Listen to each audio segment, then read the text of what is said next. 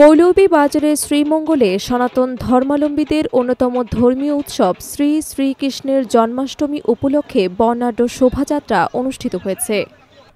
শনিবার ১৬ আগস্ট সকালে শহরের হবিগঞ্জ সড়কের শ্রী শ্রী জগন্নাথদেবের আখড়া প্রাঙ্গণ থেকে শ্রীমঙ্গল সার্বজনীন শ্রীকৃষ্ণ জন্মাষ্টমী উদযাপন পরিষদের উদ্যোগে এই শোভাযাত্রার উদ্বোধন করেন উপজেলা নির্বাহী কর্মকর্তা ইসলাম উদ্দিন। শোভাযাত্রাটি আখড়ার সামনে থেকে শুরু হয়ে শহরের প্রধান সড়ক প্রদক্ষিণ করেন। এ সময় ঢাক, ঢোল, শঙ্খ, ঘণ্টা এবং নানা বাদ্যযন্ত্রের সঙ্গে দেবদেবীর বিভিন্ন রূপে সজ্জিত হয়ে হাজারো ভক্ত অনুরাগী এতে অংশ নেন।